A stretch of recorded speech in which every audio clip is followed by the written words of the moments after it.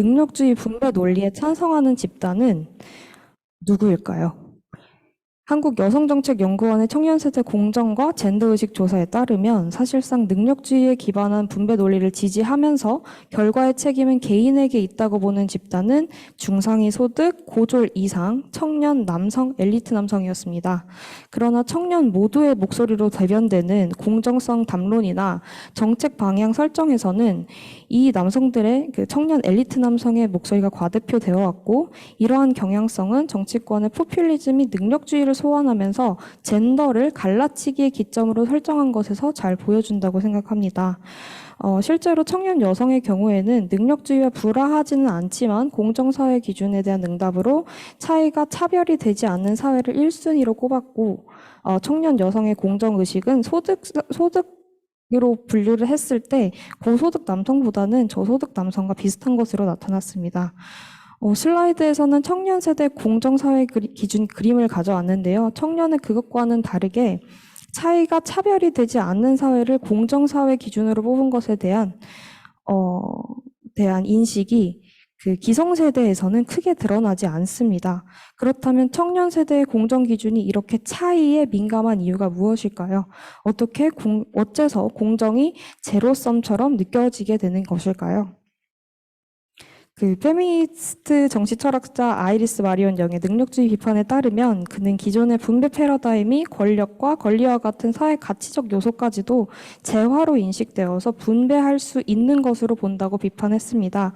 이것의 문제점은 권력 구조를 소유물의 형태로 이해하게 만들기 때문에 이 가치들의 제도적이고 사회적인 기반을 감추는 것입니다. 따라서 정의를 몫으로 보는 정체에서 벗어나야 하고, 권력과 지배를 분배, 정형, 그러니까 어떻게 가질 수 있는 것이 아니라 과정적으로 파악하는 사고가 필요하다고 보았습니다. 이 과정에서 특히 능력주의가 어떤 권력을 분배함에 있어서 제도적 맥락, 그러니까 의사결정 과정, 미디어 영향력, 문화적 가치 부여와 같은 그런 구조적 차별을 식별해야 된다고 지적을 했는데요. 저는 이 논의가 개인적으로 지금의 공정 담론이 왜 제로섬처럼 느껴지는가에 대한 타당한 설명을 해주고 있다고 생각해서 가져왔습니다. 이러한 영의 능력주의 비판을 읽고서 우리 사회 젠더 갈라치기 포퓰리즘을 돌이켜봤을 때 이것이 능력주의를 동원하여 이루어진다는 생각을 했습니다. 특히 이것이 전면적으로 드러난 것이 20대 대선이었는데요.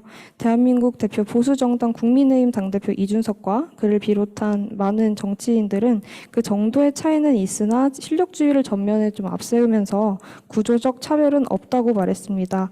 특히 국민의힘 소속으로 20대 대통령에 당선된 윤석열 대통령은 대선 후보 때 언론과의 인터뷰에서 젊은 사람들은 여성을 약자로 생각하지 않는다. 더 이상 구조적 성차별은 없다. 차별은 개인적인 문제다. 여성은 불평등한 취급을 받고 남성은 우월적 대우를 받는다는 것은 옛날 얘기라고 말한 바 있는데, 이후에 이제 내각 구성의 편중을 지적하는 기자의 질문에는 이제 그 전에 공직 사회에서 예를 들어 내각의 장관이라고 하면은 그 위치까지 여성이 많이 올라오지 못했다. 공정한 기회가 적극적으로 보장되기 시작한 게 오래되지 않았다고 말하면서 구조적 성차별을 인지하는 발언을 했습니다. 이는 영이 우려했던 기존 분배 패러다임의 오류와 능력에 의한 분배의 논리와 맞아떨어지며 구조적 차별을 인지하면서도 선거 전략으로 그 존재를 외면했다고 읽을 수도 있습니다. 그런가 하면 국민의힘 당대표 이준석은 공개 오디션 형식으로 국민의힘 당 대변인을 선발하는 나는 국대다라는 토론 배틀을 개최한 바 있습니다. 이는 압박 면접 그리고 16강 토너먼트로 이루어졌는데요. 이는 문화사회 맥락 안에서 역사적으로 자리 잡은 좀 구조적 차별을 지우고 기회의 공정만을 내세워서 일률적으로 평가하는 능력주의 선발 방식으로 볼 수 있겠습니다. 이러한 방식의 지위 분배는 영이 지적했듯이 심사자의 권위와 공정성 의심 그리고 분배 패러다임 아래서 권력을 놓아서 소유물화 한다는 것, 압박 면접과 토너먼트라는 획일화되고 주관적인 평가 방식이라는 점에서 비판 가능하다고 생각합니다. 더욱이 우려되는 점은 이 토론 배틀의 성과가 이제 청년 남성 정치인의 스펙으로 사용된다는 점인데요. 2022년 지방선거에서 이제 관악구 구의원이 된 그 최인호 의원의 경우에는 자신의 스펙으로 토론 배틀 16강 진출자라는 타이틀을 올렸습니다. 문제가 되는 것은 그가 공약으로 이제 관악구 허위 예산 삭감으로 관악구 성범죄 방지 예산을 전액 삭감하겠다라고 밝힌 것입니다. 이는 관악구 전체 예산에서는 굉장히 적은 부분을 차지하는 것으로 사실상 그렇게 큰 의제가 아님에도 이것을 전면적으로 자신의 SNS에 올리면서 그의 지지 기반을 좀 더 공고화하는 데 쓰였다는 점에서 이런 젠더 갈라치기 포퓰리즘이 과연 우리 사회가 좀 더 나은 방향으로 나아가고 있을까라는 점을 다시 의문하게 하는 그런 부분이라고 생각합니다. 이러한 일련의 사례만 보더라도 한국 사회에서 능력주의가 정치권에서 호명되는 방식은 문제적입니다. 그리고 이것이 포퓰리즘에 동원되는 경향이 보이는데, 이러한 능력주의 문제점에도 불구하고 이것이 대중에게 먹혔던 이유는 20대 대선이 이루어졌던 2022년의 배경과 밀접하게 연관이 되어 있지 않을까 생각합니다. 한국 포퓰리즘의 성장은 전반적인 불안과 불만 그리고 미디어 환경의 변화에 기인한다고 생각을 하는데, 덧붙여 코로나 팬데믹이 불러온 개인의 파편화의 극대화를 생각하면 당시 유권자 전반이 그리고 소셜미디어를 적극적으로 이용하는 유권자, 즉 청년 유권자죠. 청년 유권자가 이러한 혐오 기반 정동 정치에 매우 취약했음을 고려할 필요가 있습니다. 여기에 나온 디지털 포퓰리즘 시대의 자동 민주주의와 대중이라는 논문은요. 이 상황을 아주 잘 설명하고 있다고 해서 가지고 온 논문인데요. 여기에서 배국인 교수님은 소셜미디어 플랫폼을 이용한 정동 정치가 개인의 자발성을 교묘하게 활용하는 자동 민주주의의 비중을 높인다고 보았습니다. 즉 디지털 세상에서 대중은 현실제의 모음으로 존재하는 것이 아니라 파편화된 데이터로서만 존재를 하고, 이러한 상황에서 개인은 정치적으로 기술된 혐오를 자신의 것으로 쉽게 내면화하고 현실의 정치가 아닌 감정의 정치에서 정치적 효능감을 느끼는 수동적 민주주의에 동원되고 만족하고 있지 않은가라고 얘기를 하는 것인데요. 그러니까 의제를 중심으로 이것이 옳다 그르다 자신의 정치적인 견해가 아니고 그냥 이 안에서 내가 정서적으로 이렇게 생각하고 여기에 대해서 어쨌든 화를 내고 있으니 나는 정치적인 사람이다. 정치적으로 본인이 시민적 권리를 행사하고 있다라고 생각하고 그치게 되는 것입니다. 그리고 이렇게 몸이 부재한 상태에서 민주적인 공론장의 역할이 축소되는 것은 당연하다고 생각하는데요. 세계화와 4차 혁명 흐름에 더해서 코로나 바이러스 팬데믹으로 개인의 파편화가 극단적인 상황에서 미디어 장치는 감정과 정서의 정치화를 통해서 디지털 포퓰리즘의 기반을 제공하게 됩니다. 이로 인해서 민중에 의해 촉발되는 진짜 우리가 원하는 것이 무엇인지 얘기하는 아래에서부터의 포퓰리즘보다는 위에서 앞서 말했듯이 기술된 그리고 정치적인 엘리트의 포퓰리즘이 나타났다고 생각을 합니다. 한나 아렌트의 공적 영역 개념에 따르면 공적 영역은 시민성이 번영할 수 있는 비물질적 나타남의 공간과 이러한 행위와 숙고가 구체화해서 나타날 수 있는 물질적 공동세계라는 두 차원의 연결로 나타납니다. 그에게 정치란 공적 공간에서 실제하며 토론을 통해 타인의 구체적인 차이와 개별성을 직접 느끼는 것에서 얘기가 되는데요. 이는 영이 말한 차이의 정치에 기반한 시민민주주의 중요성과도 맞닿아 있다고 생각합니다. 그리고 아렌트가 지적을 했듯 여론 불씨는 특히 여론의 형성이 잘 이루어지는 온라인 공론장의 특징을 다시금 생각해보고 수동적인 민주주의가 아니라 얼굴을 맞댄 그 뜨거운 토론 등의 현재적이고 정치적인 행위를 통한 행위의 필요성을 시사한다고 생각합니다. 결론은 이제 이것과 관련해서 또 저명한 학자인 샌델이 얘기하기를 능력주의의 이상은 그 이동성에 있지 평등에 있지 않다고 지적을 합니다. 그 아이리스 형의 정의로는 초월적이기보다는 과정을 더 중요하게 생각한다는 점에서 실전적인데요. 그의 정의와 정치는 일치를 하고 정의 개념이 시간성과 사회적 맥락과는 분리될 수 없다고 보았습니다. 현재 한국 청년 사회가 느끼는 불안과 좌절은 소득과 성별, 학벌을 불문하고 공정에 대한 의구심을 품게 만들고 이는 포퓰리즘을 통해 증폭되었다고 생각합니다. 우리는 문제의식이 동질성 논리로 풀이되어서 니목, 내목 따지는 갈라치기 정치로 동원되거나 혹은 구조적 차별에 반대하여 차이의 인정을 통한 연대의 갈림길에 서 있다고 생각을 합니다.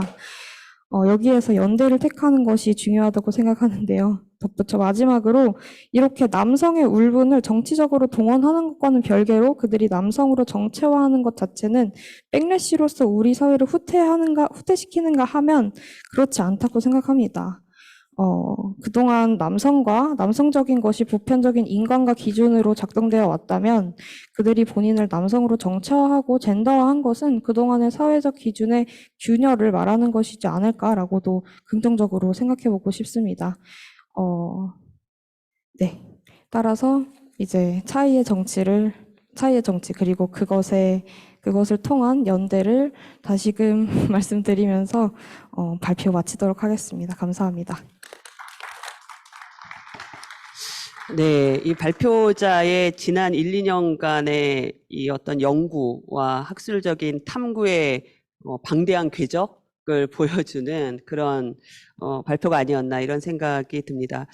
실제 이렇게 얼마 전에 제가 이제 조사한 내용을 보니까요, 이 능력주의와 정치 성향이 어떤 관계를 맺고 있는가, 이거를 설문조사한 내용이 있는데, 한국 사회는 보수적일수록 정치적으로 보수적일수록 남성 같은 경우 정치적으로 보수적일수록 능력주의를 찬성하는 경향이 높고, 여성 같은 경우에는 여성 청년의 경우는 정치적으로 진보적일수록 능력주의에 대해서 동의하는 수준이 높다 이렇게 나오거든요. 근데 이게 뭐냐면 이 능력주의랑 맺는 관계가 젠더화 되어 있다는 거죠. 다시 말하자면 이 능력주의를 경험하고 능력주의에 대해서 갖고 있는 어떤 이상과 생각이 이렇게 남성과 여성 간의 차이가 있다라고 하는 것을 드러내 주는 것이기도 하면서, 바로 이 차이를 우리 한국 사회 정치 담론이 어떤 방식으로 활용하거나 내지는 자기 이익에 맞게끔 재구성해 왔는가, 뭐 이런 것들도 좀 저희가 그런 균열점으로부터 좀 연구해 나가야 될 이런 시점인데, 지금 전수민 학생의 어떤 탐구나 연구는 그런 내용들의 좀 중요한 시사점을 기반에 있으면서 또 새로운 것들을 확장시켜주는 논의가 아니었나 이런 생각이 듭니다. 그래서 매우 흥미로운 발표 두 분 발표 잘 들었는데요. 그럼 이에 대해서 아까 소개해드린 대로 박양변 선생님의 또 강도 높은 강도 높고 이 불화를 일으키는 그런 토론 부탁드리도록 하겠습니다. 고맙습니다. 네, 그러면 토론 시작하겠습니다. 저는 토론자로 일단 하기로 하고 원래 쓰셨던 글들을 좀 읽어봤는데, 토론을 그러니까 비판을 하려고 해도 할 게 잘 안 나와서 너무 잘 쓰셔가지고 그래서 좀 어려웠지만, 그럼에도 불구하고 좀 같이 논의를 확장시켰으면 좋겠다는 마음이 들어가지고 좀 준비해봤습니다. 먼저 전여진 선생님 광고와 능력주의를 관련해서 얘기해 주셨는데, 이제 각 분마다 나름의 이제 네이밍을 해서 제목을 붙였는데요.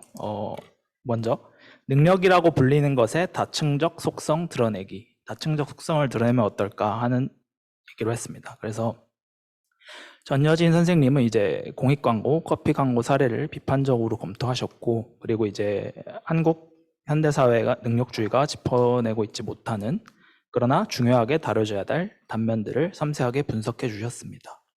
구체적으로 발표자는 한국의 능력주의 풍토가 역설적이게도 능력이라는 개념을 모호하게 다루고 있고, 돌봄을 평가절하하고 있고, 휴식을 하지 않으면서까지 개인을 착취하고 강화하고 자기 척취를 강화하고 있다는 점들을 충분히 지적해 주셨습니다. 그리고 이제 능력주의가 능력의 특정 부분만을 강조해서 생산하고 있음을 밝혀주셨고, 그러면 이제 저는 이 세 가지 중에서 크게 첫 번째, 능력의 모호성 부분에 집중해서 능력주의 이후, 능력주의 너머를 상상할 수 있는 생각의 실마리들을 덧붙이는 것으로 토론을 이어가면 어떨까 싶습니다. 먼저 제가 봤을 때 능력이라는 개념이 모호하지 않으려면 무엇을 능력이 좋은 것으로 볼지에 대한 그 기준이 명확해야 된다고 생각합니다. 그래서 어떤 예시를 가져오면 좋을까 생각하다가 대다수 한국 사람들이 과정이 공정한 것으로 인정하고 있는 양궁 국가대표 선발을 사례로 들면 어떨까 합니다. 얼마 전에 항저우 아시안 게임이 끝났는데 대중의 이목을 끄는 여러 가지 스토리들이 있었고 선수들이 있었지만 공정의 관점에서 봤을 때 그 직장인 출신으로 양궁 대표에 선발되어서 메달리스트가 되셨던 분들은 아마 기억하고 계신 분이 있을 겁니다. 그래서 좋은 사례가 될 수 있을 것 같은데요. 왜냐하면 한국의 엘리트 스포츠 풍토에서 취미로 운동을 시작한 직장인이 국가대표가 되는 일은 상상하기 쉽지 않기 때문입니다. 그렇기 때문에 이런 양궁 대표 선발을 사람들은 공정한 것으로 여기고, 그리고 결과적으로는 한국 양궁이 늘 최고의 성과를 얻는 것으로 설명하곤 합니다. 그러나 이를 이제 한 번 더 비틀어서 생각해 보면, 이는 이제 양궁이라는 스포츠가 가진 물질적인 속성 자체가 기존에 존재하는 여러 집단의 복잡한 정치적 이해관계를 배제할 수 있을 만큼이나 활 쏘는 사람의 능력에 대한 명확한 기준을 제시하고 있고, 그리고 많은 사람들이 그것에 결과에 승복을 할 수 있기 때문입니다.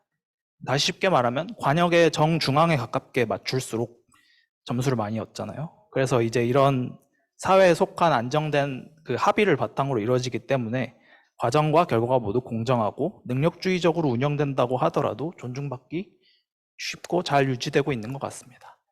하지만 제가 봤을 때 사회는 좀 다릅니다. 사회는 개인마다 그리고 속한 집단마다 무엇을 관역의 10점으로 생각하느냐가 다릅니다. 그래서 현행의 능력주의만을 바탕으로 운영되는 데는 근본적 한계가 있습니다.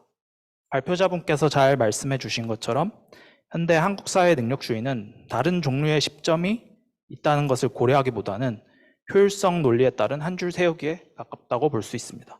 자본 친화적이라고 말씀해 주셨죠. 그리고 이제 이것이 정당화되는 과정에서는 여러 다른 종류 가능한 가치들이 의도적으로 모호해지고 은폐되곤 하는 것입니다.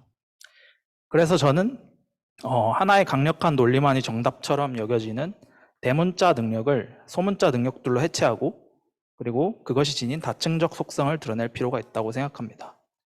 그리고 그것을 굳이 능력이라고 이름 붙일 필요가 있을까 싶은데요. 그래서 그거를 다른 이름으로 붙이는 실천 또한 필요하다고 생각합니다. 그래서 저는 이제 발표자분과 함께 질문을 풀어가면 좋겠다고 생각을 하고 질문을 먼저 하겠습니다.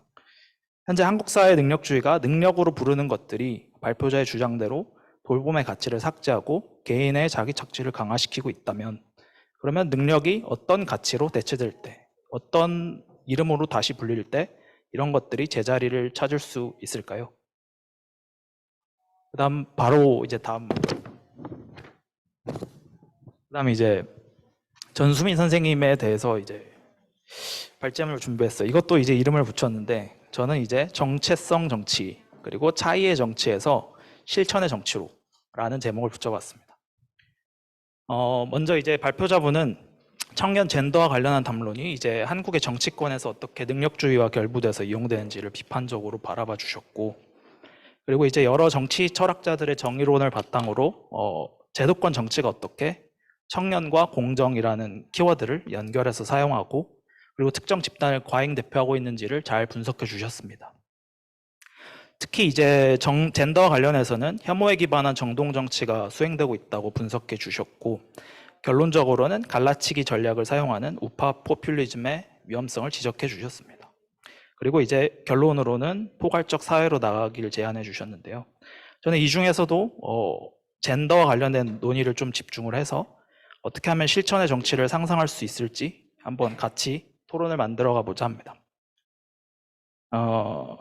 이것을 지금 현상을 얘기하기 위해서는 결국에 과거로 많이 돌아갈 필요가 있다고 생각이 들었는데요. 먼저 한국 사회의 젠더에 관한 백래시, 영차별 논의를 제대로 이해하려면 대통령 직선제를 얻어내면서 형식적 의미에서 정치적 민주화를 달성한 1987년, 그러니까 외국 분들도 있어서 좀 더 구체적으로 얘기하면 6월 민주항쟁이라고 번역해 주시면 될 것 같습니다. 그래서 그렇게 올라가야 된다고 저는 생각을 해요. 그리고 이 6월 민주항쟁 이전까지는 민주진영에서조차도 큰 파도가 몰아치는데 한가하게 해변에서 노닥거릴 수 없다, 이런 식으로 여성에 대한 구조적 폭력에 관한 문제들을 우선순위 바깥으로 계속 밀어내곤 했습니다. 그리고 그랬던 결과는 발표자분께서 잘 정리해 주셨듯이 그보다도 한참 뒤에 있었던 페미니즘 리부트라는 정치적 목소리에 대답할 역량을 키워오기는커녕 어떻게 그것을 전술적으로 활용할지에만 관심이 가 있는 사람들을, 즉 정치인들을 양산해냈습니다. 심지어는 자유진영, 보수진영 할 것 없이 문제 해결에 앞장서야 했었던 정치인들 자신이 오히려 성폭력 가해자로 발각되는 일도 지난 몇 년간 계속되어 왔습니다. 그리고 이렇게 제도 정치권이 기이하게 진화해 오는 와중에 사회 차원에서는 젠더 갈등이라고 불리는 것들이 이제 저희의 일상에 좀 더 직접적인 갈등으로 표출되기 시작했습니다. 이는 기성 정치권이 만들어낸 갈등과 혐오라는 정동정치 틀에 무력하고 수동적인 개인들이 순응한 것으로 설명할 수도 있을 것입니다만 또 한편으로는 각자가 적극적으로 자기 진영에 가담함으로써 갈등이 확대 재생산된 측면도 있다고 생각합니다. 특히 후자에 대해서 좀 더 말하자면 특히 미디어가 젠더 갈등의 주체로 묘사하고 있는 이대남, 이대녀라는 프레임이 있습니다. 그리고 저는 아직은 이대남이에요. 29살이라서. 무튼 그래서 객관적인 판단을 할 수는 없겠지만 무튼 이걸 감안하고 좀 들어주셨으면 좋겠어요. 저는 어쨌든 페미니즘 리부트라는 시기부터 나름 페미니즘과 관련된 공부도 하고 친구들과도 많이 얘기를 해봤었는데요. 나름 개인의 경험을 좀 정리를 해보자면 제 주변의 많은 이대남 친구들은 주로 페미니즘이라는 관점을 생물학적 여성과 긴밀히 얽혀 있는 것으로 이해하고 있는 경우가 많았고요. 그리고 이 수보다는 현저히 적긴 하지만 여성분들께서는 이제 만약에 자신이 생물학적 남성으로 태어났었더라면 아마 페미니즘을 공부하지 않았을 것 같다라고 솔직하게 말씀하는 친구들도 있었습니다. 그리고 토론자는 저는 이제 젠더와 관련해서 이러한 정체성에 기초한 정치보다는 오히려 가치 실천 측면에서 조금 더 의미를 부여하는 것이 한국의 사회정의 실현에선 좀 더 도움이 되지 않을까 싶습니다. 제가 이해하는 페미니즘은 사회적 다양성의 증진을 그 방향으로 하고 있고요. 그리고 이 관점에서는 이러한 다양성이 증진되는 과정에서 발생하는 여러 갈등, 충돌, 그리고 우발적인 결과, 그리고 진한함 이런 전부까지도 포함하는 것을 의미한다고 생각합니다. 그리고 이제 발표자가 결론으로 제시해 주었던 것처럼 포괄적 사회, 포용적 사회로 나아가기 위해서는 결국 저는 연대가 중요하다고 생각합니다. 그리고 연대는 성질이 비슷해서 가능한 게 아니라 오히려 다르기 때문에 가능하고 또 의미 있다고 생각하고요. 그리고 한편 현실 정치는 이제 능력치를 활용하는 정치인들을 생각해 보면 수익과 이제 위험이 서로 1대1로 거래될 것처럼 설명하고 하지만 사실 저희가 생각해 보면 노력해도 그것이 답이 아니라는 것을 이미 청년들은 많이 알고 있거든요. 그래서 이렇게 어쩌면 지금 우리가 맞닥뜨리고 있는 말로는 설명할 수 없지만 몸으로는 느끼고 있는 이런 능력주의에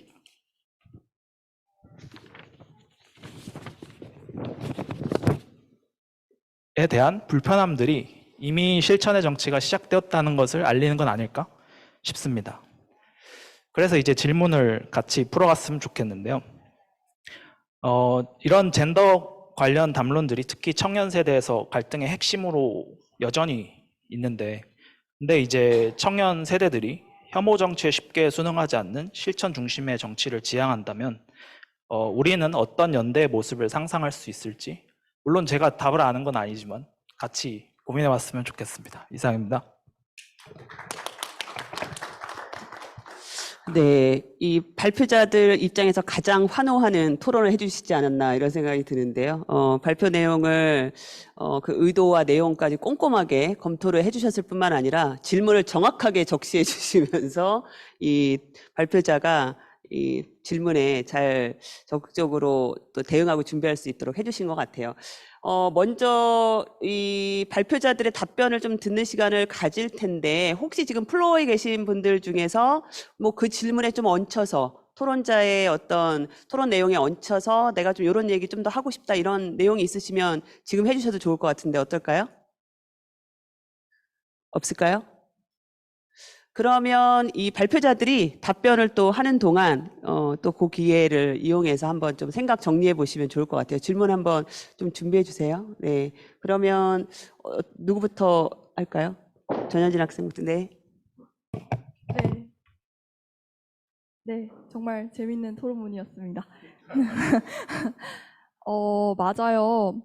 일단 사회는 스포츠와 다르죠. 스포츠에서는 과정이 비교적 투명하고 공정합니다. 근데 우리 사회는 그러기가 쉽지가 않고 그리고 기준을 명확하게 세우는 일도 힘들죠.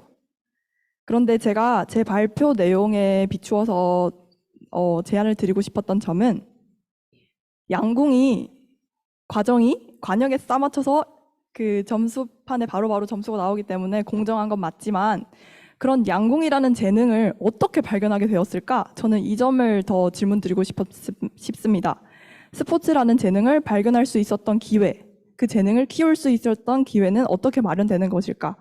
그런 이야기를 좀 더 나눠보고 싶고요. 그리고 제가 자본 친화적인 능력주의가 자기 착취를 부추긴다는 점을 계속해서 강조했는데요. 제가 생각하기에 우리 사회가 좀 더 나아지려면 사회가 필요로 하는 능력에 사람을 맞추기보다 우리 사회가 좀 더 유연해질 필요가 있다고 생각합니다. 지금껏 능력주의 사회가 이야기하는 사회는 이상적으로 그리는 사회는 조금 일방향적이었다고 저는 생각하는데요. 조금 더 다양성을 가졌으면 좋겠습니다. 예를 하나 들어보자면 제가 지금 대학생이니까 대학생 입장에서 많은 생각을 하게 되는데요. 대학이라는 교육기관에 들어와서 교육을 받을 때 그리고 시험을 통해서 평가받을 때 어문 계열이나 사회과학 계열 학생들은 많이 공감하실 거예요. 글쓰기 능력이나 말하기 능력이 뛰어나면 비교적 좋은 점수를 얻기가 수월합니다. 근데 저는 글을 잘 쓴다고 말을 잘한다고 똑똑하다고만 보기는 어렵다고 생각해요. 그게 똑똑함의 지표라고는 생각하지 않습니다. 다른 방식으로 자기가 가진 생각과 의견을 표현할 수도 있을 텐데 지금 현 대학 교육기관에서는 글쓰기와 말하기에 집중한 교육을 하고 있지 않나? 이게 또 능력주의가 이상사회로 바라보는 하나의 획일적인 능력이 아닐까 하는 생각이 듭니다. 그래서 조금 더 그 사람이 어떤 재능을 가지고 있든 그 재능이 그 능력이 좀 더 발휘될 수 있도록 사회가 유연해졌으면 좋겠습니다. 네, 어떻게 보면은 이 능력주의와 관련해서 가장 활발하면서도 가장 기초적이며 원초적으로 논쟁이 진행되어 왔던 내용을 또 저희가 오늘 확인하고 있는 것과 다름없는 것 같은데요. 그러면 능력이 뭐냐? 능력이라고 하는 것의 데피니션, 그리고 능력은 도대체 어떻게 형성되고 능력은 또 어떻게 평가할 수 있는 거냐라고 하는 이 능력주의라고 하는 것이 갖고 있는 근원적인 논쟁거리죠. 그래서 이런 내용들을 또 한번 확인시켜주는 그런 내용이 아니었나, 또 발표자의 어떤 고민이 담겨 있지 않나 이런 생각이 듭니다. 이번에는 전수민 학생. 네, 먼저 저의 비로한 글을 정말 열심히 읽어주셔서 정말 감사하다는 말씀 먼저 드리고요.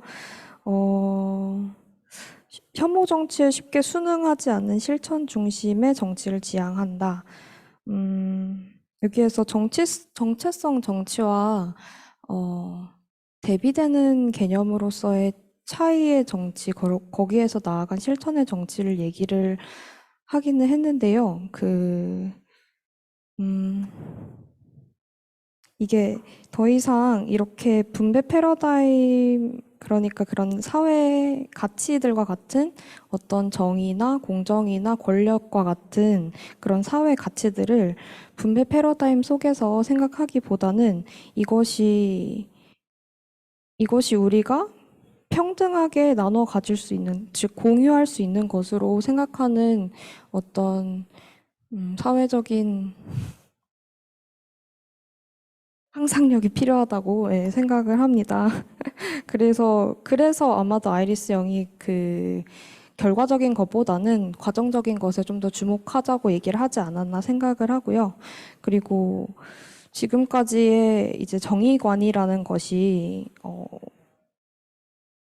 지금까지의 정의관을 제가 생각하기에는 페미니즘이 계속해서 좀 도전해 왔다고 생각이 드는 게 이제 보편성과 특수성, 이성과 감성의 대립 등으로 연상되는 이제 공사의 전통적인 대립에 도전을 하면서도 지금 얘기되는 것이 지금 정의 그리고 권력이라는 것이 남성 중심적으로 이제 사회에서 나타나게 되면서 그것을 지탱하고 있는 어떤 그 돌봄에 대한 논의도 함께 가져가야 된다고 생각을 합니다.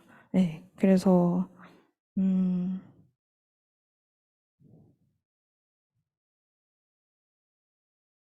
네, 그래서 지금까지의 평등이라고 얘기되는 거는 남성을 기준으로 해서 그리고 어떤 획일적인 가치 기준에서 평등이라고 얘기되어 온 것이었는데 그래서 그러면 차이가 있으면 우리는 같아질 수 없느냐? 평등과 차이에 대한 경합 이런 것들에서도 조금 더 벗어날 필요가 있고 그리고 평등이라는 것이 어떤 한 불편부당한 어떤 동일성의 논리에서만 얘기되는 것이 아니고 좀 다층적으로 아까 그 전여진 학생이 말씀해 주셨듯이 좀 다층적으로 생각해 볼 수 있지 않을까.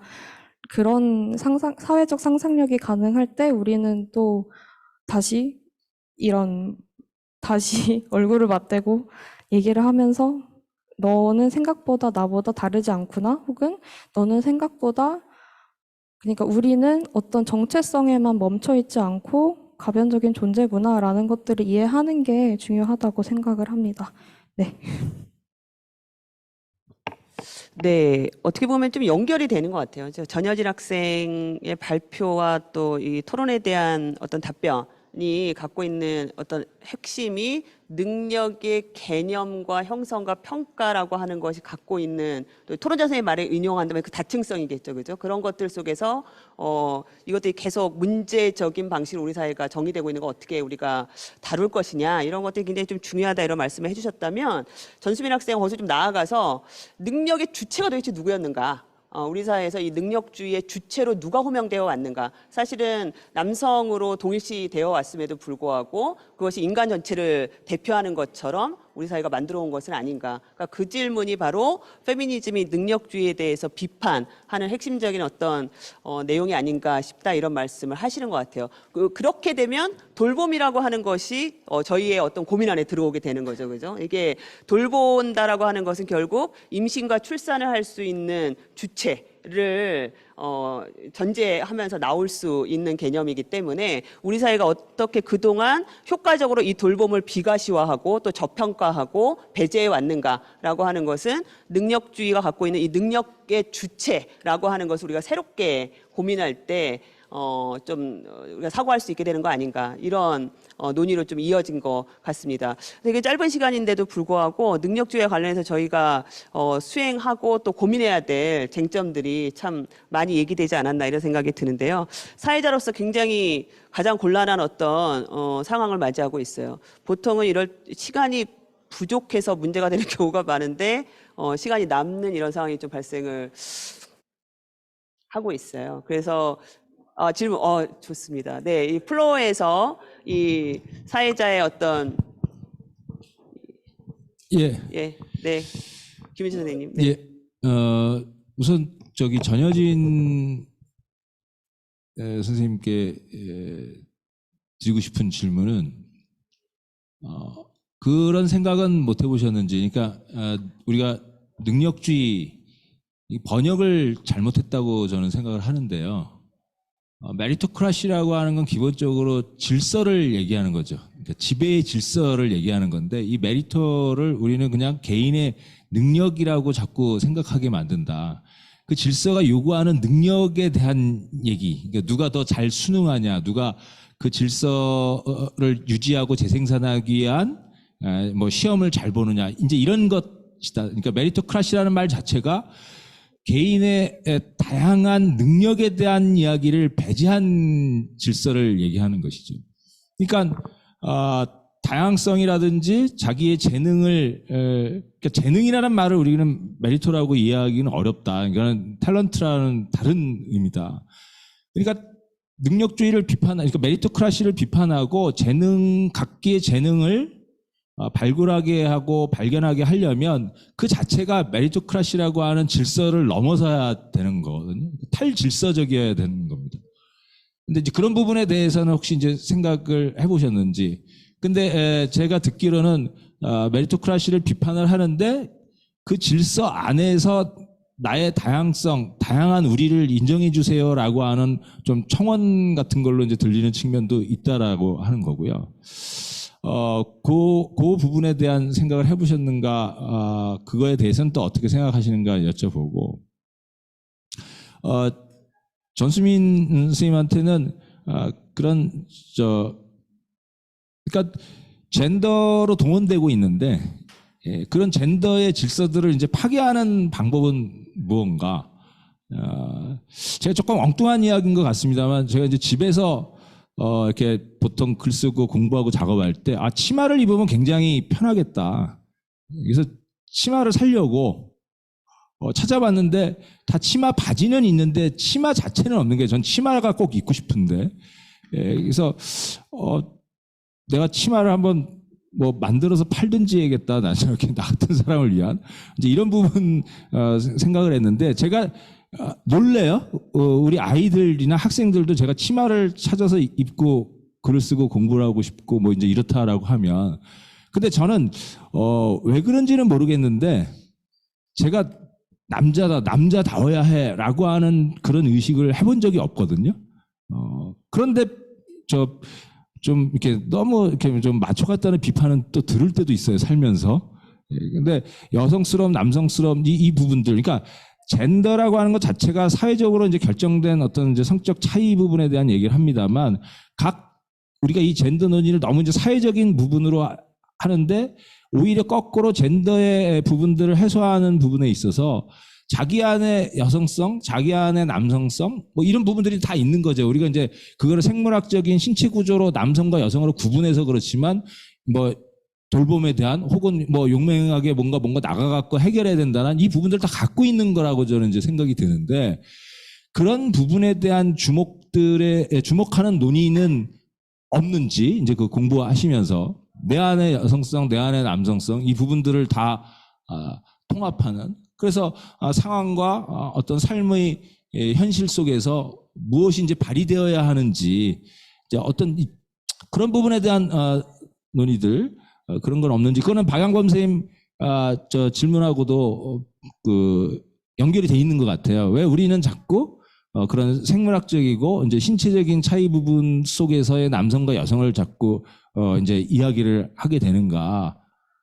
뭐 무명사적인 이유는 있겠죠. 무명사적으로 여러 가지 이제 이유가 있는데, 근데 이제 살펴보면 사실 다 갖고 있는 거다. 그래서 뭐 요새는 남성들도 그렇고 제가 아까 이제 치마 입고 싶거나 뭐 제가 좋아하는 정치학자 선생님 중에서는 일부러 여성적인 이제 여기 그 화장도 하고 치마도 입고 브래지어도 차고 이러고 다니셨던 분이 있어요. 그러니까 이제 그런 부분들은 자기 안에 여성성을 표출해보고 싶었던 욕망과 관련된 거 아닌가라는 생각이 드는데 그런 부분이 어떻게 또 해법으로서 모색될 수 있는지의 가능성에 대해서 여쭤보고 싶습니다. 메리토크라시에 대한 보다 엄밀한 정의가 필요한 거 아니냐. 사실 좀 학술장에서는 좀 많이 얘기되고 있는데요. 메리토크라시에 대한 어떤 정의, 좀 학술적으로 엄밀할 필요가 있다 이런 얘기인 것 같고 두 번째는 좀 정리하자면은 젠더 갈라치기를 넘어설 수 있는 상상력 뭐가 있을 수 있겠냐 이런 얘기가 될 것 같아요. 간단하게 답변 부탁드립니다. 네, 교수님 질문 들으면서 잠깐 생각을 해봤는데요. 저는 전수민 선생님 발표를 빌려서 답변을 드리고 싶어요. 질서를 넘어서는 무언가에 대한 문제 제기를 하는 게 아닌가라고 질문을 주셨는데요. 네, 맞습니다. 전수민 선생님께서 권력의 주체가 누구인지 한번 다시 재고해 보자고 했는데 저 역시 질서는 누가 정했는가? 질서를 정하는 사람은 누구인가에 대해서 그런 질서를 우리가 따르고 있는데 우리가 자연스럽게 따르고 있는 질서를 정하는 주체들은 누구인지에 대해서 계속 논의를 이어가고 싶고요. 그리고 우리 사회의 능력주의라는 용어가 메리토크라시에서 번역이 조금 문제가 있었을 수 있다는 가능성을 제기하셨는데 그렇다고 하더라도 현재 우리 사회에서 능력주의가 받아들여진 방식이 능력을 잘 발휘해서 자본친화적인 능력을 잘 발휘해서 뭐 성공하자 이쪽이었다면 우리 사회가 받아들이는 방식이 이쪽이었다면 그 본국에서 전하는 메리토크라시와는 조금 의미 차이가 있다고 하더라도 우리 사회의 맥락에서 통용되는 또 다른 의미가 있기 때문에 꼭 본국의 의미와 맞추려고 용쓰지 않아도 될 것 같습니다. 네. 그리고 다양성을 청원하는 발표라고 제 발표에 대한 감상을 들려주셨는데요. 네, 맞습니다. 저는 다양성을 계속 얘기할 수밖에 없어요. 다양성을 얘기해야지 그러면 마음속에 숨기고 있을 수만은 없으니까 이런 자리에서 계속해서 이야기를 함으로써 우리가 다양성에 대해서 조금 더 진지하게 고민을 해보고 이걸 어떻게 실천할 것인지, 그 다양성이라는 게 도대체 말뿐인 다양성이 아니라 어떻게 해서 실천을 할 수 있을지 계속해서 논의가 나올 것이기 때문에 네, 저는 다양성에 대해서 이야기를 할 것이고 오늘도 이야기를 했습니다. 감사합니다.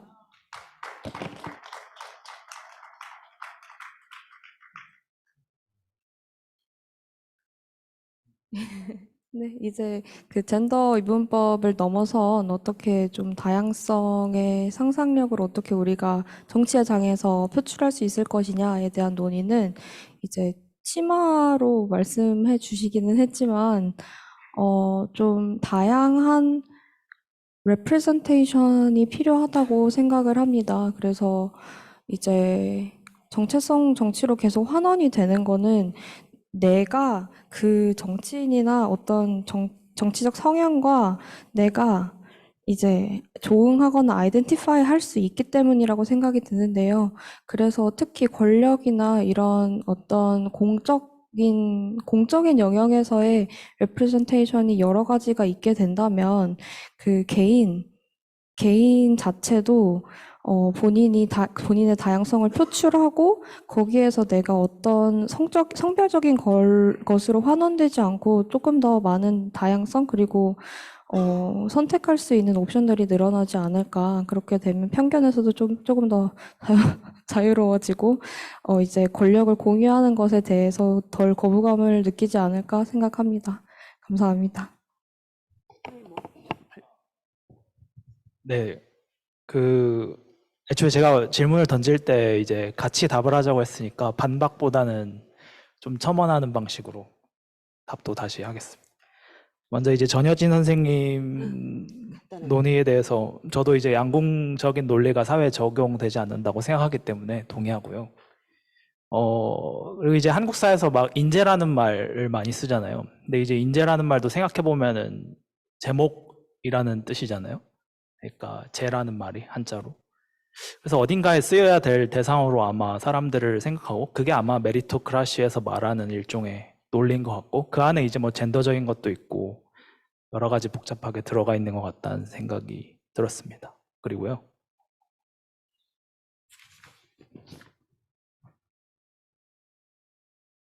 네, 전수민 선생님 얘기에 대해서도 당연히 공감하고요. 어떻게 하면 연대가 가능할까? 저도 이제 나름대로 질문을 한 입장에서 나름 생각해 봤는데 저는 오히려 본인의 약함을 그냥 인정하는 그런 용기에서 시작될 수 있을 거라고 생각했어요. 나 능력 없다라고 인정하고 나면 그리고 그럴 용기가 좀 생기고 나면 연대가 가능하지 않을까? 그래서 보통 연대는 주로 약자들이 하는 경우가 많잖아요. 뭐 그렇게 되면 그런 인정을 통해서 가능하지 않을까 생각이 들었고 그리고 차이와 평등에 대해서도 약간의 그 개념상에 서로 충돌하는 부분이 있다고 말씀해 주셨는데 전 이것도 다양성 관점에서 보면 충돌하지 않을 수 있다고 생각을 하는데 다양성의 관점에서 보면은 서로 같아서 평등했다기보단 서로 다르니까 각자의 의미가 있고 유니크하기 때문에 그렇기 때문에 평등한 거라고 저는 뭐 논리적 해답이긴 하지만 저는 다양성의 가치가 중요하면 그게 곧 그 자체로 유니크해지기 때문에 평등이라고 또 저는 그렇게 생각하고 있습니다. 네, 이게 사실 능력주의가 오늘날에는 약간 거대 담론처럼 사실 굉장히 부피가 큰, 사이즈가 굉장히 큰, 어떤 논의 주제인데요. 오늘 이 자리에서는 그럼에도 불구하고 그 위험과 그 다음에 또 곤란을 넘어서서 되게 좀 흥미로운 발표와 토론으로 이어지지 않았나 이런 생각이 듭니다. 도전적으로 또 저돌적으로 발표해 주신 두 분 선생님, 그 다음에 또 꼼꼼한 토론해 주신 선생님 덕분이 아니었나 이런 생각이 듭니다. 그럼 이것으로 이번 세션 마치도록 하겠습니다. 고맙습니다.